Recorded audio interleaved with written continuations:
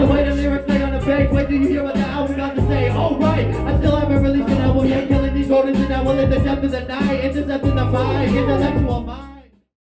Doh-Ski began selling drugs with his friends as a young teenager. With the extra money, they wanted something fun to do. They said work on your rhythm, so here I am. Use my wisdom and slither in. A syllable, a killable with one line. I actually started with ecstasy. That was my main thing I was into when I was a kid for about 8 months. And then after that, I got off of the ecstasy, and I was chilling with my real dad, my biological father, who I'm not in much contact anymore at all with. And he actually offered me cocaine for the first time, and I did it that night. And then it was just like, this is great, let's continue doing it. There was like a 4-month period where I didn't see daylight at all because I would be up all night doing drugs, sleeping all day, and you know, missing work, doing all that stuff. It was all kind of a low point, you know, but the lowest low would be when I was just emotionally, physically, mentally, and spiritually drained, and I felt like I had nothing left to give, you know. It was just like either I'm going to continue doing this and die, or I got to go do something with my life, you know. To quit using cocaine, Doh-Ski had to think a lot about his life of crime and addiction, his friends and family, his future, and what life meant to him. Yeah, life on the green side of the grass.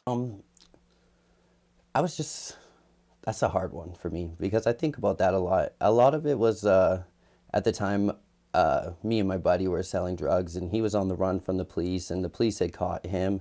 And then there's that to play into factor. And at the same time, my sister had just OD'd on drugs, and she was on life support in the hospital and stuff like that. And I just really had to sit there and think, like, what is this life going to give me? It was either going to be like jails, institutions, or death, you know? So it was the realization that this isn't the life that I want to live. The search for a new meaning led Doh-Ski away from drugs and towards music. Take a rapper out to lunch, eat him on the beat, and tell him I do this for freedom. The world, man. Music is a lifesaver to me. Music is everything, you know. Right now, my life would be nothing without music. Rap veterans Brothers Grimm helped pull Doh-Ski from addiction. Where your brain, homie? Where you hang, homie? What you bang, homie? You should know you're not the same, homie. I'm a Beverly boy. I got the call from Brothers Grimm in January, and they were like, hey man, we really want you to come out on this tour. You're dope. You should think about it. And that's like my sobriety date. That's when I got sober, is that day that they called me. Smoking on the blood, kid. On the dumb jump.